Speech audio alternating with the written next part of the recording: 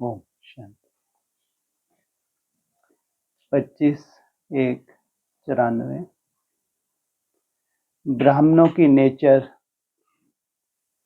विशेषता की नेचर है। इसे नेचुरल स्मृति स्वरूप मनाओ। भाग्य की श्रेष्ठ रेखा खींचने का कलम देने वाले भाग्य विधाता बाप भाग्यवान विशेष आत्माओं प्रति बोले। आज बाप दादा अपने सर्व विश्व की विशेष आत्माओं को देख रहे हैं। बाबा का तो विश्व वैसे ही क्या है, साधारण है या विशेष है? ब्राह्मणों का विश्व, उसमें भी जो विशेष आत्माएं हैं उनको देख रहे हैं ड्रामानुसार। आप आत्माओं का कितना विशेष पार्ट नूंदा हुआ है ड्रामानुसार। क्या है ये? ड्रामा में भी ये नूंद है कि आप लोगों का पार्ट विशेष है। आज बाप दादा हर एक बच्चे की विशेषता को देख हर्षित हो रहे हैं। सबने कोई ना कोई विशेषता भी है। हर एक बच्चे को देख, वाह बच्चे, यह स्नेह का गीत दिल में बज रहा था। साथ साथ यह भी देख रहे थे कि बच्चों के दिल से ये वाह वाह का गीत सदा निकलता है। हर कर्म में, हर कदम में, हर संकल्प में ये श्रेष्ठ अनुभव होता है। वह कभी कभी होता है। साधारण जीवन से विशेष जीवन सदा स्वतः रहती है। वह स्मृति लाने से अनुभव होता है। जब जीवन है तो जीवन का अर्थ ही है सदा और स्वतः रहे। स्मृति में लाया तो अनुभव किया, और स्मृति में नहीं लाया तो विशेषता के बजाय साधारण जीवन अनुभव हो। यह आप विशेष आत्माओं की विशेषता नहीं है। क्या हो? नेचुरल हो, स्मृति में ना लाना पड़े। जब जन्म ही विशेष जन्म है, जिसका जन्म ही विशेष है, तो उसका जीवन क्या होगा? विशेष होगा या साधारण? ब्राह्मण जन्म भी श्रेष्ठ, ब्राह्मण धर्म भी श्रेष्ठ, और ब्राह्मण कर्म भी श्रेष्ठ। क्योंकि ब्राह्मण जन्मदाता, ब्राह्मण धर्म स्थापक, सर्वश्रेष्ठ परम आत्मा और आदि आत्मा ब्रह्मा बाप है। तो जैसे रचता सर्वश्रेष्ठ, तो रचना भी सर्वश्रेष्ठ अर्थात विशेष है। तो ब्राह्मणों का कर्म विशेष क्यों हुआ है? क्योंकि कर्म में फॉलो करने के लिए आप सबके सामने आदि आत्मा ब्रह्मा बाप सैंपल है। तो कर्म में फॉलो साकार ब्रह्मा बाप को करते हो। इसलिए भाग्य विधाता अर्थात कर्म द्वारा भाग्य की रेखा श्रेष्ठ बनाने वाला ब्रह्मा गाया हुआ है। भाग्य की रेखा का कलम कर्म है। क्या भाग्य की रेखा का कलम कर्म है? तो श्रेष्ठ कर्म का सहज सिंबल ब्रह्मा बाप है। इसलिए आप सभी विशेष पुरुषार्थ का शब्द यही वर्णन करते हो कि बाप समान बनना है। इस अव्यक्त वर्ष में सभी का लक्ष्य क्या रहा? निराकारी स्थिति में निराकार बाप समान अशरीरी स्थिति का अनुभव किया। कौन से बाप समान? हाँ, साकार कर्म में ब्रह्मा बाप समान बनने का नंबरवार अनुभव किया। तो विशेष जीवन का आधार विशेष जन्म, धर्म और श्रेष्ठ कर्म है। जैसे लौकिक जीवन में भी अगर किसी आत्मा का जन्म विशेष राज परिवार में हो, राजकुमार हो व राजकुमारी हो, तो यह विशेषता जन्म की होने के कारण हर समय सदा और स्वतः रहती है। वह बार बार स्मृति लाते हैं कि मैं राजकुमारी हूं। सहज याद होती है ना? पुरुषार्थ करते हैं क्या? चाहे कर्म अपनी रुचि के कारण कितना भी साधारण हो, लेकिन अपने जन्म की विशेषता भूल जाते हैं क्या? नेचुरल और नेचर बन जाते हैं। तो आप ब्राह्मण आत्माओं की नेचर क्या है? विशेष है या साधारण है? बीड़ा जबरदस्ती उठा लिया। कौन सा? हाँ जी, मुसीबत मोल ली। कितनी बड़ी मुसीबत मोल ली। कौन सा बीड़ा उठाया? हाँ, तो कई बार निकल चुका मुंह से। जो रिकॉर्डिंग हो जाते हैं और तुमको निकाल के भी सुना देंगे आगे चल के, देखो ये तुमने मुंह के बक्के लगाए। फंस गए नहीं फंस गए? अब तो करना ही पड़े। कारने अकारने कई बार मुंह से निकल जाए, जो समझदार लोग होते हैं, समझदार, ऐसे बुद्धू नहीं। बुद्धू तो कुछ भी बोलते रहते हैं, निकलता रहता है, हंसी भी उनकी होती रहती है, चलता है। ऐसे ढेर बुद्धू होते हैं, कुछ भी बोल देंगे, कुछ भी ना अपने को बेचारे देख पाते हैं, लेकिन निकल गया, उनकी हंसी हुई, होने दो, उससे क्या फर्क पड़ता है। लेकिन बुद्धिवान ऐसा नहीं करते। अगर कारने अकारने निकल गया बेचारों के मुख से, तो सोचा समझा भी नहीं था कि क्या बोल रहे हैं, निकल गया। अब निकल गया तो तीर निकल गया, अब क्या करो? अब करो व्यवस्था। तो क्या हो आप? क्या बताया अभी? राजकुमार और राजकुमारी नेचुरल कर्म साधारण कर रहा है, लेकिन नशा क्या है? अरे और आप क्या कहते हैं? कितना बड़ा बोल बोलते हैं क्या है? बहुत सी मुसीबतें तो झेल रहे हो आप। इसी शरीर को हम क्या बनाएंगे? ऐसा बनाएंगे कंचन काया। कभी आपने विचार नहीं किया है ना? कि जो कुछ आप कर रहे हो क्या यही पर्याप्त है, या एक थोड़ी सी बड़ी मुसीबत तो नहीं कहेंगे, लेकिन उसके बिना आप अधूरे हैं। हे राजकुमारी, हे राजकुमार, हे राजाएं महाराजाएं, हंसी मत उड़वा देना आगे चल के। जो कर रहे हो कम नहीं है, बहुत, लेकिन अब भी कुछ बाकी भी है। तैयार है ना? पक्का? चल। तो अभी भी कोई कोई बच्चे जब कोई साधारण कर्म कर लेते हैं तो बाप दादा के आगे अपने को निर्दोष सिद्ध करने के लिए क्या कहते हैं? मैं चाहता नहीं था, बात चाहती नहीं थी कि ये कर्म करूं, लेकिन मेरी नेचर है इसलिए हो गया। वैसे ये कहना व सोचना यथार्थ है? मैं कौन? ब्राह्मण जीवन वाले हैं ना, तो ब्राह्मण जीवन वाली आत्मा ये सोच सकती है कि मेरी नेचर है, ये कहना राइट है। तो उस समय क्या बोलते हैं? उस समय ब्राह्मण नहीं बोलता, माया बोलती है। तो जैसे ये साधारण नेचर व मायावी नेचर नेचुरल काम कर लेती है, इसलिए चाहते कहते हैं, चाहते नहीं थे, हो गया। तो ब्राह्मण नेचर अर्थात विशेषता की नेचर भी नेचुरल होनी चाहिए। नेचुरल चीज सदा रह सकती है, तो विशेष जीवन की स्मृति नेचर के रूप में नेचुरल होनी चाहिए, वह कभी भूलना कभी याद होना। तो सदा स्मृति स्वरूप में रहो। स्मृति लाने वाले नहीं, लेकिन स्मृति स्वरूप। इसलिए बाप दादा देख रहे थे अव्यक्त वर्ष समय प्रमाण समाप्त हुआ, लेकिन बाप दादा समान स्वयं को संपन्न बनाया। इस अव्यक्त वर्ष का विशेष लक्ष्य रखा कि अव्यक्त अर्थात फरिश्ता स्वरूप बनना है और बनाना है। सभी ने यही लक्ष्य रखा था। फिर रिजल्ट क्या निकले? अपने आप को चेक किया। फरिश्ता भव का वरदान भी वरदाता से मिला, तो वरदान और लक्ष्य दोनों के स्मृति से कहां तक सफलता अनुभव की। ये सूक्ष्म चेकिंग स्वयं की व ये सोचा कि अव्यक्त वर्ष पूरा हुआ, यथाशक्ति जितना भी अनुभव किया उतना ही ड्रामा अनुसार ठीक रहा। वर्ष परिवर्तन के साथ साथ स्वयं परिवर्तन की गति क्या रही, इस विधि से चेक किया। जैसे वर्ष समाप्त हुआ, वैसे स्वयं लक्ष्य और लक्षण में संपन्न बने, या ये सोचते हो कि इस वर्ष में और बन जाएंगे?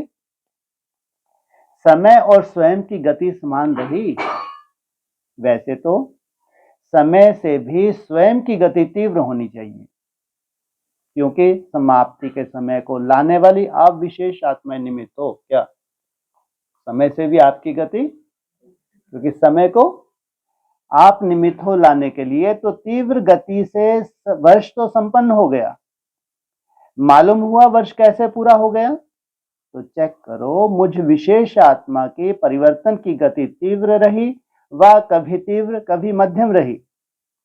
रिश्ता अर्थात जितना पुराने संस्कार और संसार से रिश्ता नहीं, जिसका रिश्ता नहीं। तो चेक करें, पुराने संस्कार की कोई भी आकर्षण, चाहे संबंध के रूप में, चाहे अपने देह की तरफ आकर्षण व किसी देहधारी व्यक्ति की तरफ आकर्षण, कोई वस्तु की तरफ आकर्षण कितने परसेंटेज में रही?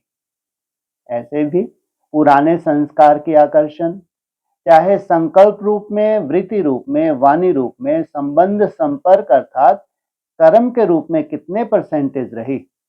रिश्ता अर्थात डबल लाइट। तो निजी लाइट स्वरूप स्मृति स्वरूप में कहां तक रहा? साथ साथ लाइट अर्थात हल्कापन, स्वयं के परिवर्तन के पुरुषार्थ में कहां तक लाइट अर्थात हल्के रहे? मन अर्थात संकल्प शक्ति में, व्यर्थ को समर्थ में परिवर्तन करने में, व्यर्थ के बोझ को हल्का करने में कहां तक सफल रहे? इसी प्रकार व्यर्थ समय, व्यर्थ संग, व्यर्थ वातावरण, इस सब में कहां तक परिवर्तन करने में हल्के रहे? तो ब्राह्मण परिवार के संबंध में, सेवा के संबंध में कहां तक हल्के रहे? इसको कहा जाता है रिश्तापन के तीव्र गति की स्थिति। इस विधि से चेक करो और भविष्य के लिए चेंज अर्थात परिवर्तन करो। अपने ब्राह्मण जीवन की विशेषता को नेचुरल नेचर बनाना, इसको ही सहज पुरुषार्थ कहा जाता है। नेचुरल और नेचर में आ जाए, सिर्फ एक विशेष आत्मा हूं, इस स्मृति स्वरूप में स्थित हो जाओ तो बाप समान बनना अति सहज अनुभव करेंगे। क्या बोला? साधारण नहीं हो। ब्राह्मणों के संसार में भी भगवान ने आपको कौन सा दर्जा दिया है? विशेष आत्मा का दर्जा दिया है, क्योंकि स्मृति स्वरूप तो समर्थी स्वरूप बन जाते हैं तो वर्ष तो पूरा हुआ, बाप दादा रिजल्ट तो देखेंगे ना। तो रिजल्ट में यथाशक्ति मेजॉरिटी हैं और सदा शक्तिशाली, यथाशक्ति के मेजॉरिटी में माइनॉरिटी है। क्या कहा? यथाशक्ति और फिर जैसा बाबा चाहता है पूरी ही शक्ति झोंकने, वो माइनॉरिटी है। स्मृति दिवस भी बहुत स्नेह से मनाया। अब विशेष जैसे स्नेह से मनाया, वैसे स्नेह का सबूत बाप समान स्मृति स्वरूप बनना ही है। सुना रिजल्ट? आगे क्या करना है? यथाशक्ति या सदा शक्ति स्वरूप। यथाशक्ति में कितनी दिक्कत? यथाशक्ति क्या होती है? यथाशक्ति क्या होती है? जितनी तुम्हारे में ताकत है उतना तुम लगा रहे हो। अमृत वेला उठने में ताकत चाहिए, तुमने लगाई। 8-10 घंटा याद करने की ताकत चाहिए, तुमने लगाई। ये है यथाशक्ति। और बनना है हमको बाप समान। सुना रिजल्ट? आगे क्या करना है?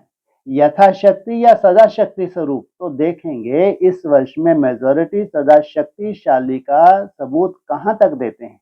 टीचर्स क्या समझती हो? किस लाइन में आएंगे? सदा शक्तिशाली। सबका टीवी में फोटो निकल रहा है, इनका खास। किनके लिए बोला? टीचर्स के लिए। क्या भी हो जाए, कैसी भी परिस्थिति बन जाए, लेकिन सदा शक्तिशाली। नाम नोट होते हैं ना, कौन कौन किस ग्रुप में आए। अभी टीचर का सम्मेलन होने वाला है ना, तब तक के रिजल्ट सभी टीचर्स की क्या होगी? जिसको करना होता है वो कब को नहीं सोचता है। दृढ़ संकल्प का अर्थ है अब, साधारण संकल्प का अर्थ है कब हो जाएगा। तो कब करने वाले हैं या अब करने वाले? शक्ति सेना बहुत बड़ी सेना है, कब वाली हो या अब वाली हो। पांडव क्या समझते हो? देखो सबके नाम नोट हैं, इनके, चाहे शक्तियां हो चाहे पांडव हो। आप कभी ये ध्यान देते हैं कि ऐसी अजूबी गरूबी तैयारी आप लोगों की क्यों करवा रहे हैं? कभी विचार किया है? नहीं, चलो ठीक है, जैसा बोलते जितना हो रहा लगे हैं। कभी एकांत में बैठ के विचार करना, कितनी बड़ी मुसीबत सामने आने वाली है। तो बड़ी नहीं, बड़ी नष्टोमोह नहीं होंगे तो तुमको अटैक तो आना ही है पहले, और वो ऐसा कुछ देखना है जो तुम कभी सोच भी नहीं सकते, ऐसा कुछ जो तुम सोच भी नहीं सकते, और उनके पास जो तुम्हारे बहुत अजीज हैं लेकिन तुम्हारी सुनते नहीं हैं, वो सीन तुमको देखने कड़े ते कड़ी जो तुम स्वीकार ही नहीं करोगे कभी। भगवान के ऊपर उंगली उठा दोगे, कोई फर्क नहीं पड़ता। और तुम्हारी तैयारी करवा रहे हैं, जो तुम कर रहे हो तुम अपने मित्र संबंधियों को ही बताते हो, उनके ऊपर कोई असर होता है? बिल्कुल होगा भी नहीं। तो वो लिपटेंगे। जो आने वाली सीन है बहुत भयंकर सीन है, वो चाहे आपका ब्लड कनेक्शन ही क्यों ना हो, बच्चों से भी ब्लड कनेक्शन होता है, भाई बहनों से भी होता है, माता पिता से भी होता है, बहुत कुछ सीन दिखनी है, बहुत बड़ी सीन है। तुम तैयारी कर रहे हो, वो नहीं कर रहे, तो भगवान ने कोई ठेका नहीं लिया है। भगवान ने कोई किसी का ठेका नहीं लिया है। तुम्हारा भी ठेका लिया है क्या? लिया? तुम खुद ठेकेदार बन रहे हो। कोई है भविष्य की बड़ी से बड़ी सीन है जो आनी ही है, कोई समाधान नहीं है, बहुत कुछ देखना है। इसलिए आप अपनी व्यवस्था करो। तो उस व्यवस्था में क्या क्या आ रहा है? क्या क्या आ रहा है उस व्यवस्था में? कुछ भी नहीं आ रहा है जी। नष्टोमोह पहले, ठीक है, नष्टोमोह हो तो क्या शुरुआत हुई? लो, यही नहीं मालूम, रोज कहानी सुनते हैं जी। नष्टोमोह हुए तो भगवान की याद शुरू हुई। भगवान की याद शुरू करने के लिए तुमने सबसे पहला त्याग कौन सा किया? जी, अमृत वेला उठना शुरू किया, कोई मासी का घर नहीं है। और उसके बाद चार्ट लिखना शुरू किया, जो अच्छी अच्छी ब्रह्मा कुमारी नहीं कर रही, और तुम घर गृहस्थ में रहते हो कर रहे हो, साधारण बात है? बहुत बड़ी बात है। और उसके बाद सबसे बड़ी मुसीबत तुमने मोल ली, त्याग। कौन सा त्याग? अन्न का त्याग। जो ऑनलाइन सुन रहे हैं ये निपटने हैं बहुत बेचारे, इनको नहीं मालूम क्या रूपरेखा बनने वाली है। अन्न छोड़ो, मिर्ची छोड़ो, मसाले छोड़ो, जो तुम करते जा रहे हो ये निपटने हैं, इनके बस का नहीं है। शरीर छोड़ना कोई बड़ी बात नहीं है, और आत्मा तुम्हारी अविनाशी है। आत्मा अविनाशी है, संस्कार लेके फिर तुम हमारे परिवार में आओगे। जाओगे कहाँ? हमारे से छूट सकते हो ना? लेकिन निपटना है पक्का 100%, 99 नहीं। शरीर तो छोड़ना, कि आत्मा अविनाशी है, शरीर तुम्हारा अविनाशी नहीं है, आत्मा अविनाशी। तो ये शरीर छोड़ोगे फिर किलकिलाते हुए इसी परिवार में आ जाओगे। तो जो जो व्यवस्था बन रही है उस पर 100%, 99 नहीं तो शरीर तो छोड़ना है। लेकिन इतना सुंदर है तुम्हारा शरीर छोड़ना, इतना सुंदर जो ब्राह्मण कल्पना नहीं कर सकते। तुम केवल मात्र जो मन बुद्धि से भगवान को याद कर रहे हो ना, अपने सूक्ष्म शरीर को पावरफुल बना रहे हो, स्थूल शरीर का उससे कोई लेना देना नहीं। ध्यान रखना, ये गलती मत कर लेना, कोई कृपा हो जाएगी तुम्हारे स्थूल शरीर के ऊपर। आपने देखा हिस्ट्री में हमारे धर्म पिता हैं जो कम आयु में चले गए, कितने यंग एज में चले गए, क्यों? वो संसार को मैसेज दिया, कम आयु में कैसे चले गए? उनको देह से कोई लेना देना ही नहीं था। लेकिन आत्मा को इतना सूक्ष्म पावरफुल बनाया, एक सुंदर मैसेज देके चले गए, आए और चले गए, क्योंकि उनको शरीर से कोई लेना देना ही था। और तुमको तो शरीर भी चाहिए, या मन बुद्धि चलेगी? और संगम युग के तुमको बहुत लंबी आयु चाहिए, किस लिए चाहिए? भगवान से वो सब अनुभूति करनी है जो पूरे कल्प में कभी ना हो पाई, कभी ना हो सकी, वो अनुभूति करनी है तुमको। शरीर का इससे कोई संबंध नहीं है, बार बार कान खोल के सुनो। तुम्हारी मन बुद्धि सक्षम बन रही है, जो सबसे पहले जरूरी है, सबसे पहले जरूरी है तुम्हारी आत्मा, मन बुद्धि सबसे पहले। उसके बाद फिर तुम्हारा शरीर, जो खान पीन में तुम चेंज ला रहे हो। और इसके बाद जो फाइनल स्टेप है, जो भी बाकी है, कौन सा?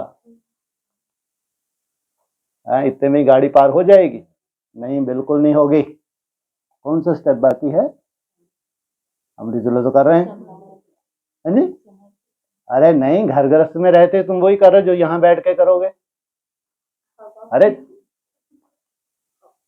क्या हो गया? हवा पीने के लिए यहाँ आए? क्या कमी है फलों की हमारी दुनिया में? कोई कमी है क्या? अरे बस जो कुछ वो तो सब मालूम ही है। अग्नि फग्नि काहे की अग्नि फग्नि। हाँ, और कुछ? वो तो बनेंगे ही बनेंगे, कहाँ जा रहे हैं। और कहीं किसी की बुद्धि नहीं चल रही, सोचो है। अब भोक्ता बनने के लिए लगे हो, जब बनेंगे तब देखा जाएगा। है वो बस करो। कुछ ऐसा बताओ जो अभी शुरू ही नहीं किया तुमने, है जी? अरे वो तो तुम्हारा टारगेट ही आज नहीं तो कल होना ही है, जो तुमने शुरू ही नहीं किया, जो सबसे इंपॉर्टेंट है, क्योंकि उसको सबसे बाद में रखा गया है। वो सब्जेक्टिव बात सबसे बाद की है। क्या बोले? आप बता दीजिए। मैं तो बताऊंगा, मैं कहाँ भगा जा रहा हूँ। मैं ही तो अमृत संदेश लाता हूँ तुम्हारे, मैं ही तो संदेशा बैठा हूँ। इनसे मिलो।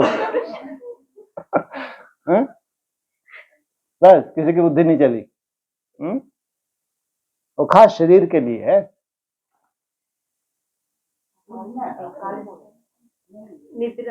बस करो,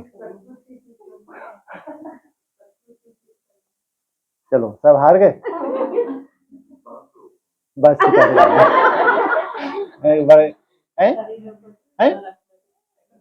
एक्सरसाइज, हाँ, स्थूल एक्सरसाइज।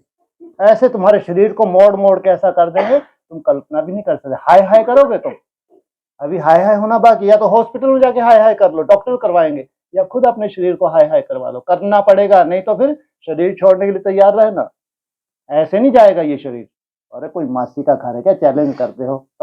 मुंह के बक्के हैं बक्के, ये तो ऐसे ही तुमको बहला रहे हैं। इतना आसान नहीं है। पूरा शरीर तुम्हारा फिट, केवल ये खान पीन ही नहीं है, एक्सरसाइज। हाँ, वो इसलिए उसको सबसे बाद में रखा हुआ है कि वो 3-4 साल में तुम इतना सुंदर फिट कर दोगे अपने को कि तुम्हारी मन बुद्धि बहुत पावरफुल होती जा रही है। तुम्हारे लिए कोई बहुत बड़ी मुसीबत नहीं है। तुम्हारे लिए बड़ी मुसीबत थी मन बुद्धि, फिर ये खान पान, ये ज्यादा बड़ी मुसीबत थी। एक्सरसाइज तुम्हारे लिए बहुत बड़ी मुसीबत, लेकिन तो भी है। जब बैठाएंगे ना, आधा घंटा पौना घंटा करवाएंगे, तो फिर देखना जरा।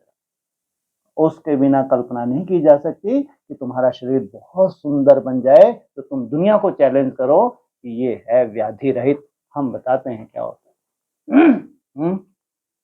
ये सब्जेक्ट अभी बाकी है, और ये भी प्रैक्टिकल। कम से कम कितना होना चाहिए दिन में? अच्छा, हाँ, एक टाइम में कम से कम, दोनों टाइम कम से कम 1.5-2 घंटा एक्सरसाइज तो चाहिए ही चाहिए, कम से कम। ज्यादा करो तो अपने ऊपर जितना चाहो रहम करो। इतना फ्लेक्सिबल बना लो इसको, तुम्हारी नस नस का सर्कुलेशन इतना सुंदर हो जाए जो कोई कल्पना ही न कर सके।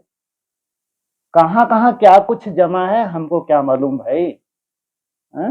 हम तो जब ब्रह्मा कुमार कुमारी बनते हैं, हमारे पास एक ही टारगेट रहता है, मन बुद्धि, बस। शरीर को हम कभी ध्यान ही नहीं देते। जो अच्छा ब्रह्मा कुमार कुमारी है वो कभी शरीर के ऊपर ध्यान नहीं देता, वैल्यू ही नहीं देता, क्योंकि मन बुद्धि है मुख्य। लेकिन अभी जो सिचुएशन है, जो अभी समझ आ रही है, जिस दुनिया में हम जा रहे हैं, अगर ये शरीर भी चाहिए तो फिर बहुत कुछ अभी फॉलो करना है। स्थूल एक्टिविटीज, स्थूल एक्सरसाइज, तो कम से कम 1.5-2 घंटे। अरे कच्छू नहीं, अभी टेढ़ा एढ़ा अगली देखना कैसे छिल जाएंगे माताराम। हर तरह की एक्सरसाइज, ऐसा नहीं चलो थोड़ा चल लिए 2-4 घंटे तो मुसीबत छूट गई। ज्यादातर सबसे इजी क्या होता है, चलो 5 किलोमीटर हम घूमे फिर चलो बढ़िया हो गया, जहां से कच्छू नहीं हो रहा। हाँ, इतना ही काफी है फिलहाल। लेकिन फिलहाल ये 1250 दिन तो एक एक दिन तुम्हारी मुसीबत है। अगर तुम बिल्कुल फॉलो करना है तो, नहीं तो मरने के लिए तो छुट्टी है। आना इस दुनिया में ये कहीं नहीं जा सकते, तो हमारे से छूट नहीं सकते। है नया जन्म लेके कहाँ आओगे हमारी दुनिया में? नहीं नहीं, आपको तो मजा आने वाला है। जो झटकों में जा रहा समय वो योग में जाएगा। एक्सरसाइज करते भी क्या करोगे? एक्सरसाइज करते भी तो याद ही करोगे। जब हाय हाय करोगे तो और ज्यादा बाबा बाबा याद आएंगे। हाँ? नहीं, यह भी जब आड़े टेढ़े होंगे ना तो भी थोड़ा हाय, जब करवाएंगे ना तो उनको जरा टांगे जरा पीछे ले जाओ, धरती से लगा दो तो जब यहाँ दर्द होगा, यहाँ दर्द, नसें खींचेंगी, थोड़ा सा हाय हाय होगी शुरू शुरू में, बाद में कुछ हाय हाय नहीं, लेकिन होगी तो जरूर। इसे कहते हैं बड़ा कहाव ना, तुम्हारा सामने जो टीचर जो बैठे, पहले इसकी मुसीबत फिर तुम्हारी मुसीबत, जो ये अपने ऊपर मुसीबत लेगा तुमको तो छोड़ेगा नहीं। अब अपन ने अब चैलेंज जो कर दिया, मुसीबत तो अपन ने मोल ली, जबरदस्ती निकाल दिया मुंह से, क्या हमको तो कहा इसी शरीर को हमको लेके जाना है, इसी शरीर को रिजनेट करना है। तो ये आगे चल के एक सुंदर व्यवस्था जो परमानेंट ऑफिशियली, जैसे तुम चार्ट भेजते हो वैसे ही ऑफिशियली करना ही है, करना ही पड़ेगा। ये क्या बात अभी तो खाने पीने में चेंज हो गया, पहले से हुआ होगा, कुछ तो चेंज हुआ होगा, है ना, लेकिन 100% नहीं हुआ है ना, कोई बात। तो समझा, सबसे ज्यादा संख्या किस जोन की आई है, देखेंगे पंजाब, इंदौर क्या कमाल दिखाते हैं, टीचर भी ज्यादा आती हैं, संख्या ज्यादा तो टीचर भी ज्यादा होती। पंजाब वाले नंबर 1 लेंगे या सेकंड, इंदौर भी नंबर 1 लेंगे, और कर्नाटक क्या करेंगे, कौन सा नाटक दिखाएंगे, कर्नाटक, तो हीरो नाटक दिखाना, ऐसा वैसा नहीं दिखाना, और महाराष्ट्र तो महान ही बनेंगे ना। और यूपी को क्या कहते हैं, यूपी में नदियां हैं, अर्थात यूपी नदियों को पावन करने वाली हैं, यूपी पतितों को पावन करने वाली हैं, पावन बनने बनाने का नंबर 1, तो यूपी वाले भी नंबर 1 बनेंगे। इस समय तो कोई भी नंबर 2 नहीं कहेंगे। राजस्थान तो है ही लकी, जो राजस्थान में ही चरित्र भूमि है, हेड क्वार्टर राजस्थान में है ना, तो जहां हेड क्वार्टर है वो क्या बनेगा, हेड बनेगा ना। तो सभी खुशी से कह रहे हैं नंबर 1 लेना, वहां जाकर ऐसा नहीं कहना कि क्या करें, कर नहीं सकते, चाहते तो नहीं लेकिन हो जाता है, ऐसी भाषा सोचना भी नहीं। अच्छा, डबल विदेशी भी सेवा में रेस अच्छी कर रहे हैं, और रेस में नंबर 1 आना है ना। देश वालों को हिम्मत दिलाने में विदेश अच्छा निमित्त बना है। किनको, देश वाले पुराने हैं, विदेश वाले करने में आगे निकल जाते हैं, तो किनमें हिम्मत आ जाती है। तो इस हिम्मत दिलाने के कारण एक्स्ट्रा मदद भी मिलती है, समझा। इसी को स्मृति में रख सहज बढ़ते चलो और बढ़ाते चलो। अच्छा, चारों ओर की तरफ विशेष आत्माओं को, सदा साकार ब्रह्मा बाप के श्रेष्ठ कर्मों को फॉलो करने वाले कर्मयोगी आत्माओं को, सदा विशेषता को नेचुरल और नेचर बनाने वाली कोटों में कोई आत्माओं को, सदा दृढ़ संकल्प द्वारा विशेष जन्म धर्म और कर्म के स्मृति स्वरूप आत्माओं को बाप दादा का विशेष संपन्न याद प्यार और नमस्ते। दादियों से मुलाकात। ब्राह्मण, जब आप ब्राह्मण जितने संपन्न बनते जाएंगे उतना भविष्य में प्रकृति भी प्रगति को प्राप्त करेगी, क्योंकि प्रकृति समय प्रति समय अपना सिग्नल दिखा रही है। तो जितना प्रकृति की हलचल उतनी अचल स्थिति प्रकृति को परिवर्तन करेगी। प्रकृति का परिवर्तन होगा तो क्या होगा, बड़े बड़े विस्फोट होंगे। इसलिए आप लोगों की व्यवस्था कितने साल में बाबा को बहुत सुंदर बनानी है, हैं जी।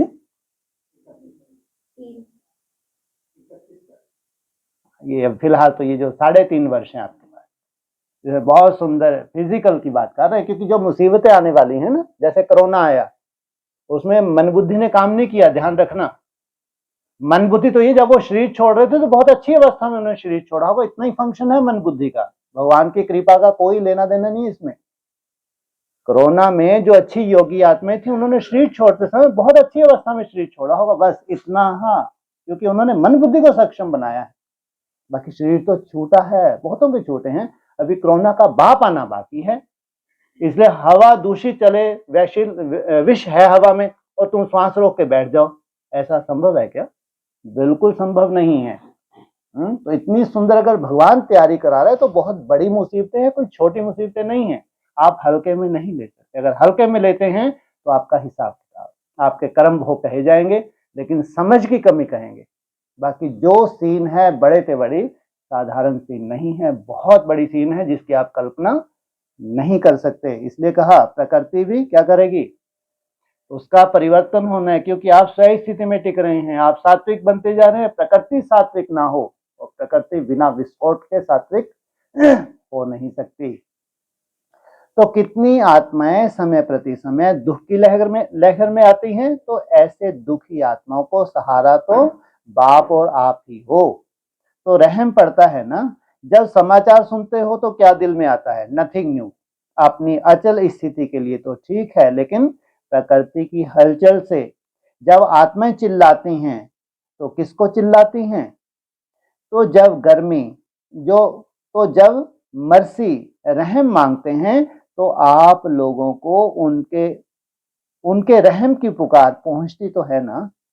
ये छोटी छोटी आपदाएं और तड़पती हैं, ये छोटी छोटी आपदाएं और तड़पती हैं। ब्राह्मण संपन्न हो जाओ तो दुख की दुनिया संपन्न हो जाए। तो रहम पड़ता है या नहीं, रहम पड़ता है तो फिर क्या करते हो, फिर भी ईश्वरीय परिवार के तो हैं ना।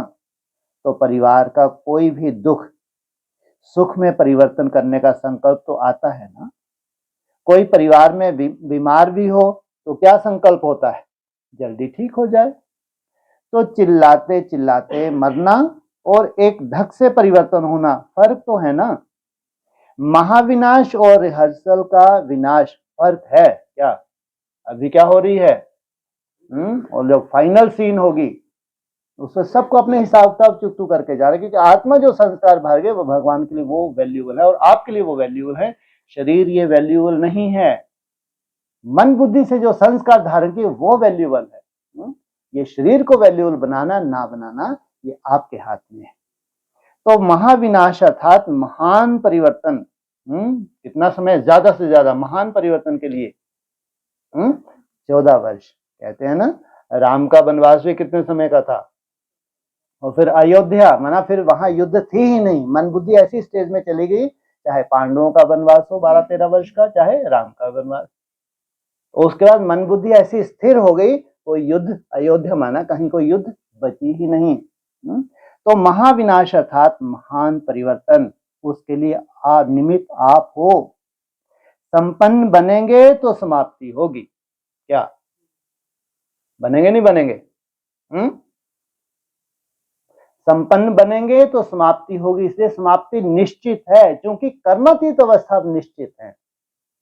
अब बहुत कम समय में बहुत बड़ा परिवर्तन जो ब्राह्मण परिवार में जिन आत्माओं को होने जा रहा है, बहुत तीव्र गति से होने वाला है। तो जो परेशान हैं वो तो समझते हैं कि प्रत्यक्षता का पर्दा खुल जाए, लेकिन स्टेज पर आने वाले हीरो एक्टर संपन्न तैयार होने चाहिए ना, तब तो पर्दा खुलेगा कि आधे में खुल जाएगा। परिवर्तन की शुभ भावना को तीव्र करना अर्थात अपने को तीव्र गति से संपन्न बनाना। आप भी अभी कैसे कभी कैसे होते हो, तो प्रकृति भी कभी बहुत तीव्र गति से करती है, कभी ठंडी हो जाती है। तो अभी क्या करना है, क्या होगा अभी, आपके परिवर्तन से प्रकृति का भी तीव्र गति से परिवर्तन होगा। रहम की भावना इमर्ज करो। क्या डॉक्टर ऑपरेशन करता है तो क्या दृष्टिकोण होता है, इसको नया जीवन देना है। लेकिन क्या करेगा, चीर फाड़ करेगा, लेकिन उसके पीछे कल्याण की भावना, अकल्याण की नहीं है। तो रहम की भावना इमर्ज करो, चाहे स्वयं प्रति चाहे सर्वात्माओं के प्रति। जहां रहम होगा वहां तेरा मेरा की हलचल नहीं होगी। पूज्य स्वरूप मर्सीफुल का धारण करो, ठीक है ना। अभी ये लहर फैलाओ, हर संकल्प में मर्सीफुल। संकल्प में होंगे तो वाणी और कर्म स्वतः ही हो जाएगा। सब चिल्लाते भी क्या हैं, मर्सी मर्सी। अव्यक्त बाप दादा की पर्सनल मुलाकात। माया की छाया से बचने का साधन है बाप दादा की छत्र छाया। सदा अपने को बाप दादा की छत्र छाया के नीचे रहने वाली सदा सेफ आत्माएं अनुभव करते हो। सदा छत्र छाया है या कभी बाहर निकल जाते हो, या है बाप की छत्र छाया या है माया की छाया। तो माया की छाया से बचने का साधन है छत्र छाया। तो छत्र छाया में रहने वाले कितने खुश रहेंगे, क्योंकि बेफिक्र बादशाह हो गए। फिक्र सब किसने ले ली? बाप ने ले ली। फिक्र है तो खुशी कम होती है, गुम होती है। कभी भी देखो खुशी गुम होती है तो कारण क्या होता है? कोई ना कोई चिंता, फिक्र, बोझ खुशी को गुम कर देता है। और खुशी गुम हुई, कमजोर हुए तो माया की छाया का प्रभाव पड़ जाता है। कमजोरी माया का आवाहन करती है। जैसे शारीरिक कमजोरी बीमारियों का आवाहन करती है, तो आत्मिक कमजोरी माया का आवाहन करती है। फिर उस छाया से निकलने में कितनी मेहनत करनी पड़ती है। अगर माया की छाया स्वप्न में भी पड़ गई तो स्वप्न भी परेशान करेगा। फिर ब्राह्मण से क्षत्रिय बन जाते हैं तो युद्ध करनी पड़ती है। क्षत्रिय जीवन मेहनत का है और ब्राह्मण जीवन खुशी का है। तो क्या पसंद है? कभी कभी युद्ध करनी पड़ती है। युद्ध करना अच्छा लगता है। छोटे से भी व्यर्थ संकल्प की छाया कितनी मेहनत कराती है। इसलिए सदा बाप के याद की छत्र छाया में रहो। याद ही छत्र छाया है, तो सदा काल के लिए छत्र छाया में रहना आता है, कभी कभी के लिए नहीं, सदा। अविनाशी बाप है ना, तो वर्षा भी सदा का लेना है। सदा खुश रहने वाले, छत्र छाया अर्थात खुश रहना। बेफिक्र होंगे ना, सब फिक्र बाप को दे दिया कि एक दो संभाल कर रखा है, क्या करें कैसे करें। ये शब्द फिक्र के हैं। बेफिक्र के बोल सदा विजय के होते हैं, क्या कैसे के नहीं होते। तो सदा ये याद रखो कि हम सभी बाप की छत्र छाया में रहने वाले हैं, चक्कर लगाने वाले नहीं। संकल्प में भी चक्कर में आए तो चक्कर में आने वाले चकनाचूर हो जाएंगे। क्या संकल्प में भी चक्कर में आए तो समझो क्या है भविष्य? चकनाचूर। आप तो अमर हो ना, क्या आप क्या हो? चकनाचूर होने वाले नहीं हो, आप तो अमर हो ना। अमर हो गए ये स्मृति सदा स्वतः ही बेफिक्र और दूसरों को भी बेफिक्र बनाती रहेगी। क्या जब ये बन सकते हैं तो फिर हम क्यों नहीं बन सकते? दूसरों को भी बेफिक्र बनाती रहेगी। सदा खुशी में ये गीत गाते रहेंगे। पाना था वो पा लिया, बच्चा बनना माना पाना। बच्चा बने अर्थात पा लिया। अच्छा, बनारस वाले क्या कमाल कर रहे हैं? बनारस अर्थात जहां ज्ञान का बना बनाया रस मिलता है। कौन सी नदी बहती है? जी, गंगा भी बहती है। बनारस की बात है, वरुणा नदी से पड़ा बनारस। काशी विश्वनाथ कहाँ का यादगार है? तो जरूर कोई संगठन तो होगा ना। नहीं, क्या नाम है उस संगठन का? काशी विश्वनाथ का संगठन। तो बनारस में तो बहुत बड़े बड़े माइक हैं, मंडलेश्वर बहुत है ना। तो कोई महामंडलेश्वर नजदीक आ रहा है? पूछा। कितने हैं यहाँ महामंडलेश्वर? बेहद की दुनिया में लो है, ये 8-9 है नहीं है महामंडलेश्वर। उसमें बड़े से बड़ा मंडलेश्वर है जी, इस्लाम धर्म का ये है बड़े से बड़ा मंडलेश्वर।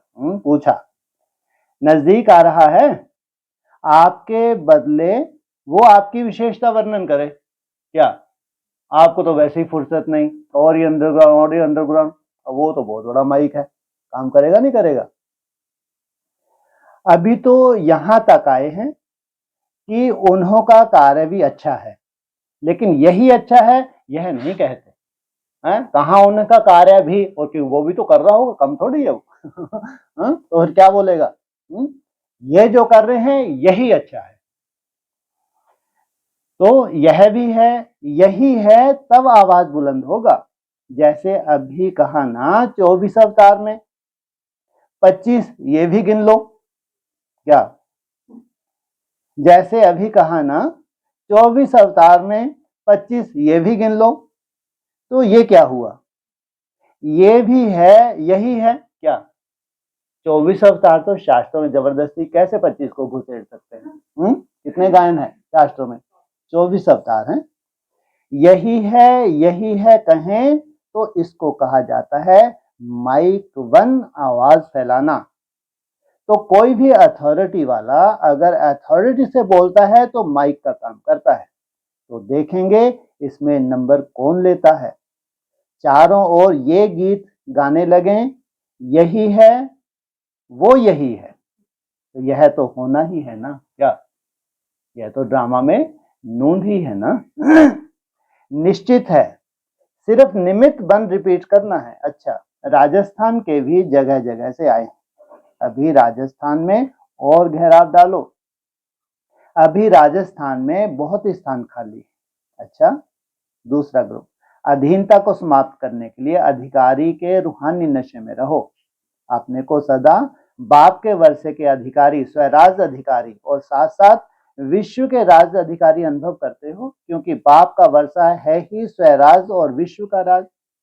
तो बाप के वर्षे के अधिकारी अर्थात स्वराज और विश्व के राज अधिकारी, यह विश्व आपके हस्तों पर आएगा क्या। कहां दिखा है ये विश्व, आपके हाथ के ऊपर गोला दिखाया नहीं दिखाया। तो बना बनाया आएगा या बनाना पड़ेगा। यह विश्व आपके हस्तों पर आएगा, अभी तो अनेकों के हाथ में है ना, इसलिए विश्व भी हलचल में है। कभी यहां लुढ़कता है, कभी वहां लुढ़कता है। कभी अमेरिका की तरफ, वो पहले रशिया की तरफ लुढ़क जाता था, अभी चाइना की तरफ लुढ़क जाता है कभी। लेकिन है किसका, ये दो बिल्ले, कितनी सुंदर व्यवस्था की हुई है भगवान ने। आगे जब इन दो बिल्लों को लड़वाएंगे, कौन कौन से बड़े बिल्ले बचे हैं। रशिया तो बड़ा बिल्ला ठीक है बहुत कुछ बेचारे का। हाँ, चाइना और अमेरिका, और मुरली में बोला है अमेरिका एक ऐसा बम फेंकेगा, चाइना पूरा चाइना खत्म। मुरली के माँ बाप के तो कितनी बड़ी तैयारी कर रहा होगा, कितना खतरनाक है। सबसे खतरनाक अमेरिका है, जो अंदर बाहर से एक है ही नहीं, सबसे डेंजरस है, इतना खतरनाक है तो भगवान ही जानते हैं। यही लाएगा नई दुनिया, और कोई ला नहीं सकता। तो कितनी सुंदर तैयारी कर रहा होगा, कैसे कैसे बम्बों का निर्माण कर रहा होगा। इसको इतना खुरापाती है, इसको भगवान प्रेरणा दे रहे हैं। क्या करना है तुमको, आगे चल के दुनिया की सफाई करनी है, उससे पहले मेरे बच्चे टनाटन बन जाएं, बस यही चिंता है। क्या, जब तुम ये बम फेंकोगे, जो वायुमंडल बनेगा, जो वातावरण बने, जो बीमारी जिनका कोई इलाज ही नहीं हो सकता, चैलेंज कोई डॉक्टर इलाज करके दिखाए, अगर है तुम्हारे पास 2-4 करोड़ तो शरीर को स्वस्थ बना के दिखा दो, बस। कोई इलाज नहीं है, केवल तड़पना है, मरना है और परम धाम जाके नई दुनिया में आना है। और उससे पहले मेरे बच्चे कैसे बन जाएं, कैसे टनाटन है। ऐसा शरीर, मन बुद्धि के साथ साथ अपने शरीर को भी कैसा बना लेंगे, वज्र का कहते हैं ना, वज्र का बनाना। तो अकाल मूर्त की संतान है, तो इनकी मूर्तों को काल खा नहीं सकता। तो कभी वहां लुढ़कता, कभी वहां लुढ़कता। जब आपके हाथ में आ जाएगा तो हलचल खत्म, एक रस रहेगा। हलचल खत्म, एक रस रहेगा, और तुम कहां ट्रांसफर हो जाओगे, तुम्हारा घर कौन सा होगा, बोलो। विश्व की बात हो रही है, वही बात। हाँ, क्या बोला, कौन सा मुरली का पॉइंट बोला लो, ये नहीं मालूम। राष्ट्रपति भवन तुम्हारा अभी घर है क्या, जाके दिखाओ जरा, प्रोटोकॉल जाने देगा वो, तो वो बुलाए 1-2 घंटे के लिए, आओ चलो योग करें, वो बात अलग।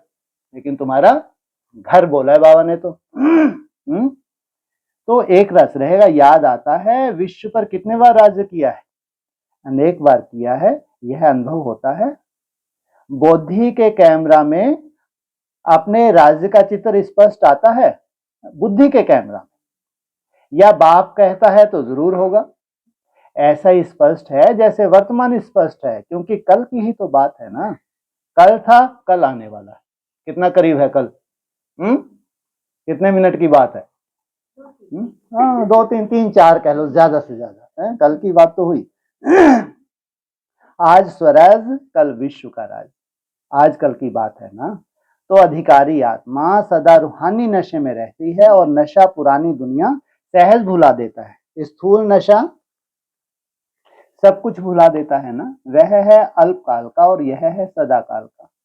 जब अधिकार का नशा रहता है तो नई दुनिया के आगे यह पुरानी दुनिया क्या लगती है? कुछ भी नहीं। पुरानी दुनिया को भूलना मुश्किल लगता है। अधिकारी कभी अधीन नहीं होता, कोई भी बात में अधीन नहीं। जहां अधिकार है वहां अधीनता नहीं है, और जहां अधीनता है वहां अधिकार नहीं है। अधिकार भूलता है तब अधीन होते हैं।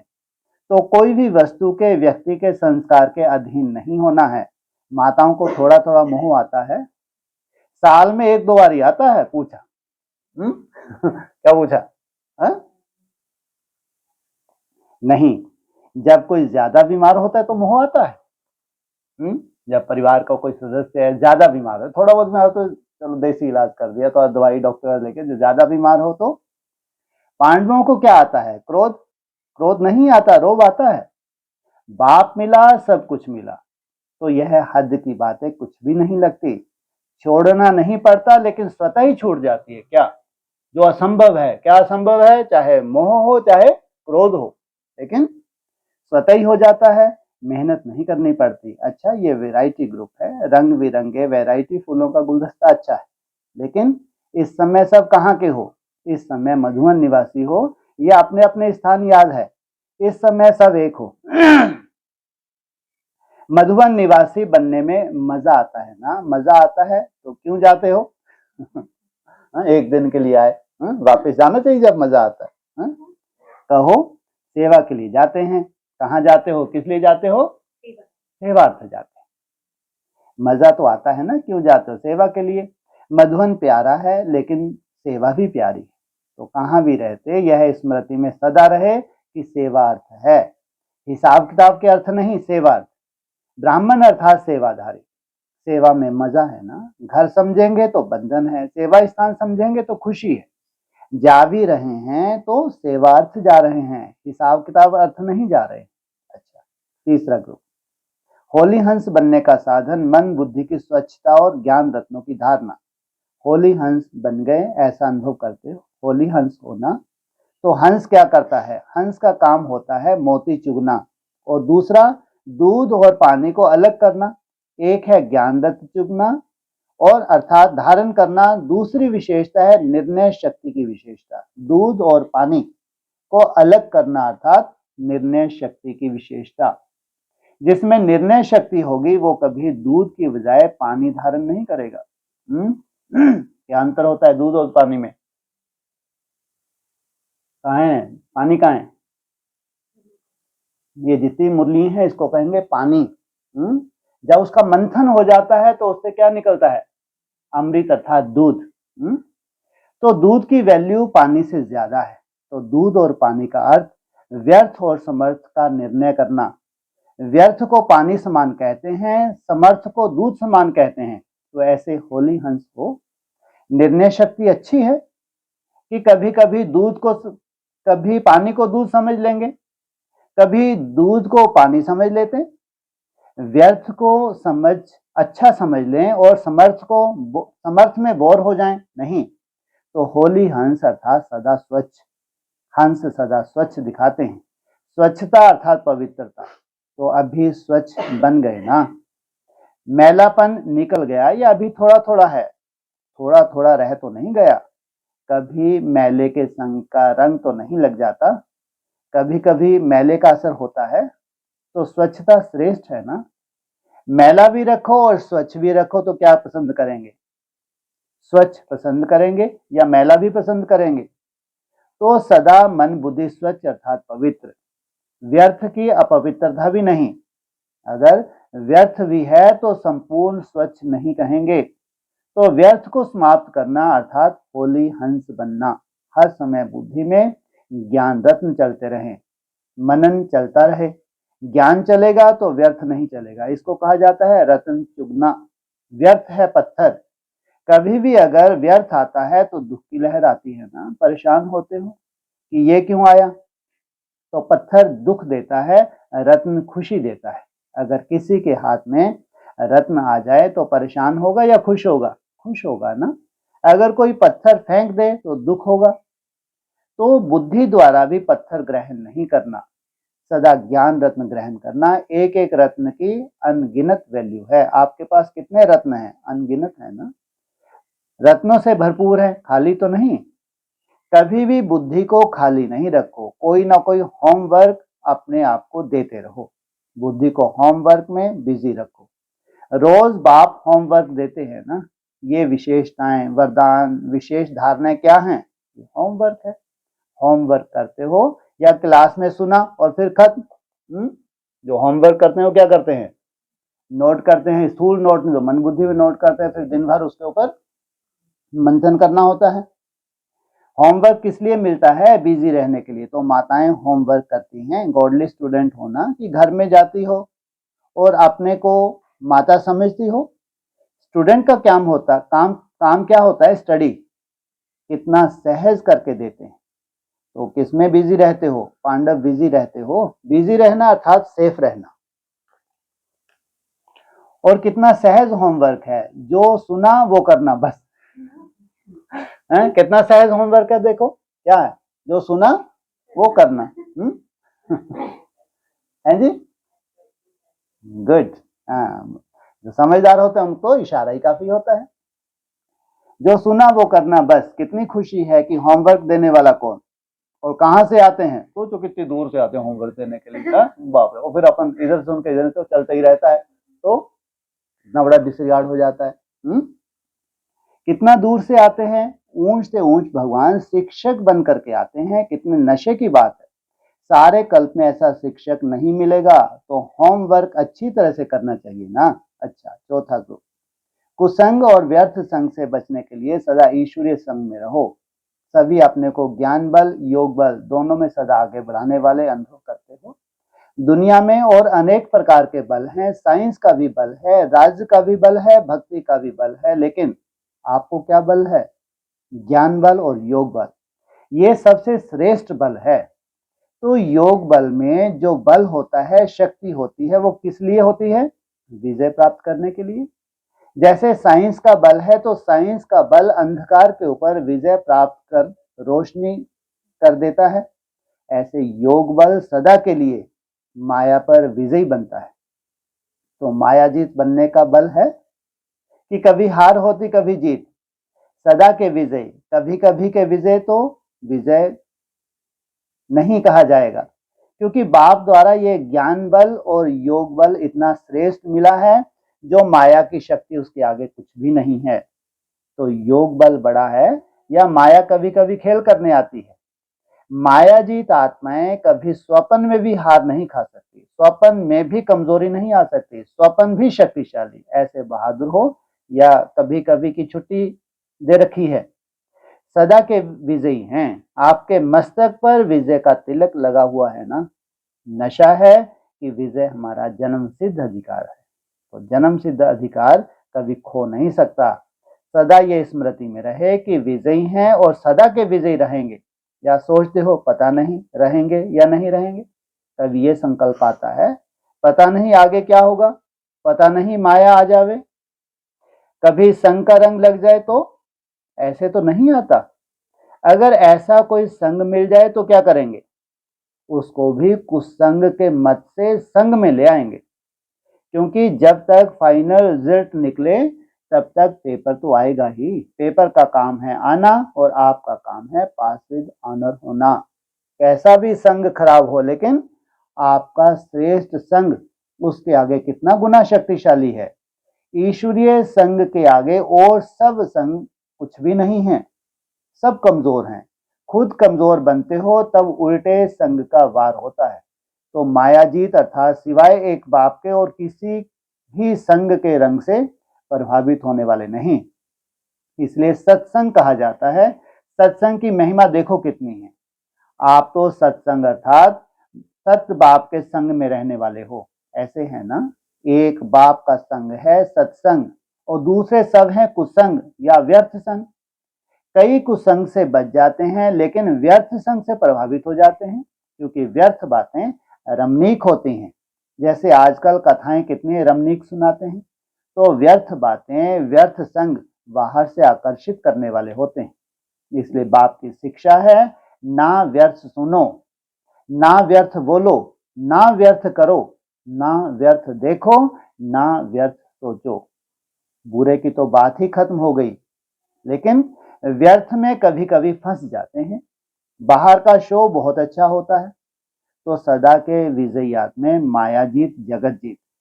शक्तियां व पांडव ऐसे मायाजीत हो, क्योंकि माया भी नए नए रूप से आती है, पुराने रूप से नहीं आती। पुराने को तो जान गए हो ना, तो नए नए रूप से आएगी। इसमें निर्णय करने की शक्ति चाहिए, यह माया है, यह परमात्म ज्ञान है। तो कितने टाइम में परख सकते हो, या थोड़ा चक्कर खाकर पीछे परखेंगे? अगर थोड़ा भी चक्कर में आ गए तो समय व्यर्थ चला जाएगा और नंबर पीछे हो जाएगा।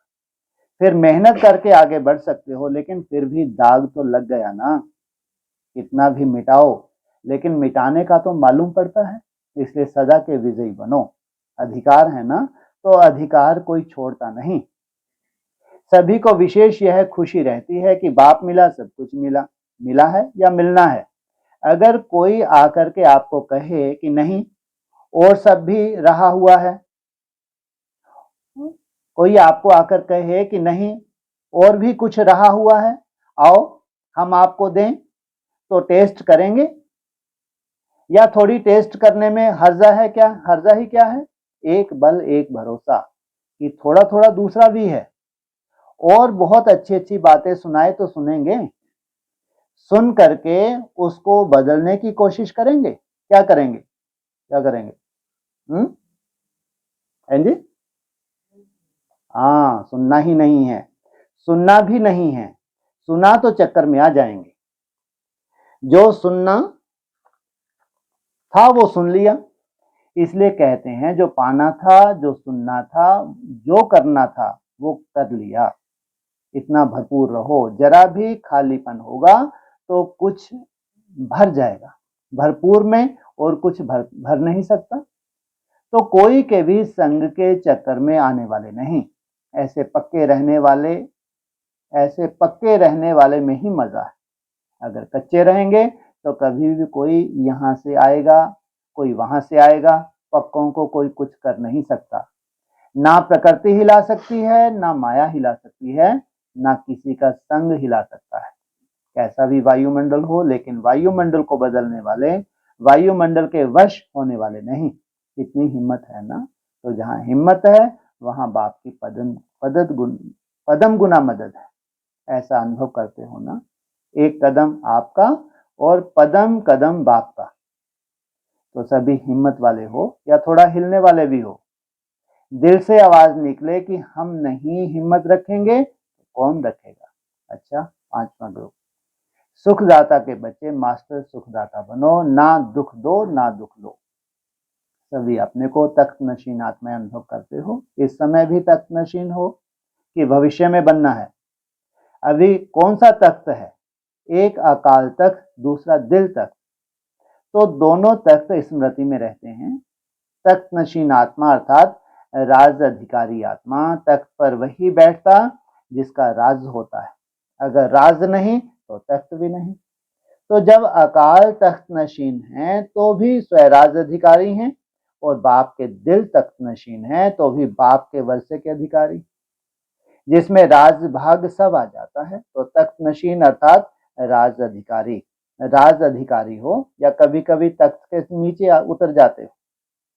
सदा तख्त नशीन हो कि कभी कभी के, कभी तख्त पर बैठकर थक जाते हो, कभी नीचे आ जाएं। दिल तख्त इतना बड़ा है जो सब कुछ करते हुए तख्त नशीन। कर्म योगी अर्थात दोनों तख्त नशीन।